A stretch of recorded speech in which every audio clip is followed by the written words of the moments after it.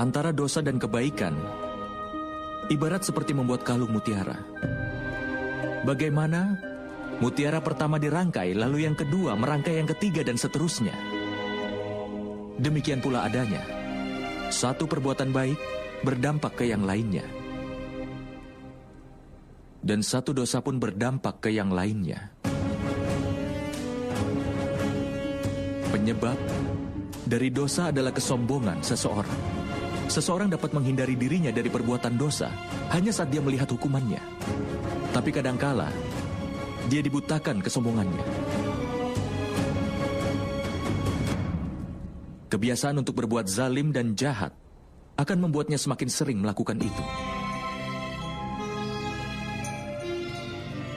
Tindakan membahayakan dan perbuatan tidak adil masih bisa ditoleransi.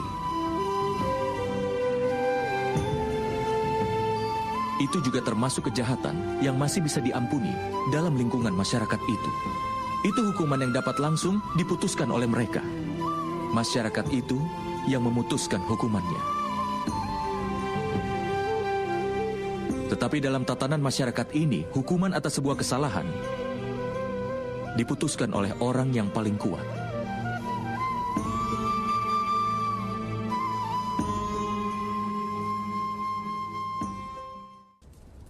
Apakah kau tahu batasan dari pengorbanan bagi orang-orang yang mencoba untuk membangun kebenaran? Batasan dosa dari orang-orang berdosa adalah akhir dari pengorbanan mereka. Dengan kata lain, sampai orang-orang berdosa dan dosa-dosa mereka diampuni, pengorbanan harus dilakukan oleh orang-orang yang membela kebenaran. Itu tidak dapat dipungkiri, kan teman?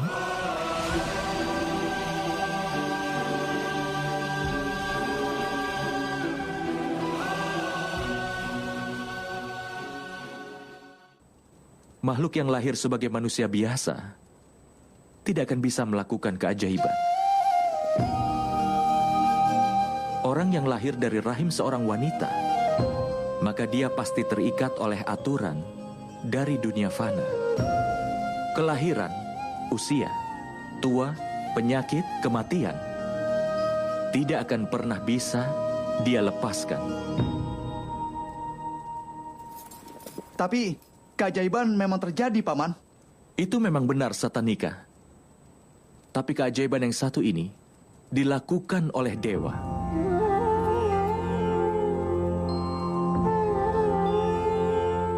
Ketika orang dengan segenap ketulusan jiwa dan raganya mau menghapus kejahatan dan membangun tatanan hidup yang baik dan benar, aib dan dosa dalam dirinya bisa diperangi. Maka, dewa pun akan melakukan keajaiban untuk melindungi moral dan menetapkan kesejatiannya.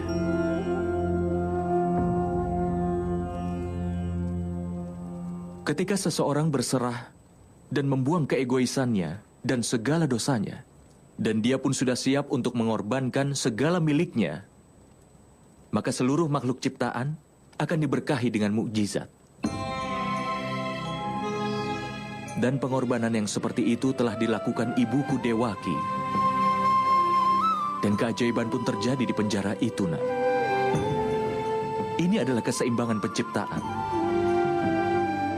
Tapi dewa hanya melakukan mukjizat ketika ada manusia yang melawan hukum alam, namun kesejatian yang sebenarnya ada di dalam hati.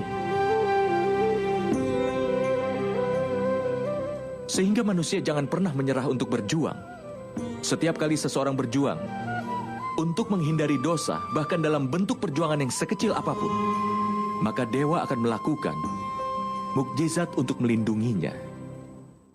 Artinya, kalau kalian ingin mencari bantuan dari alam semesta ini dan juga dari para dewa, maka pertama-tama berserahlah dan jauhilah keegoisan dari segala dosa.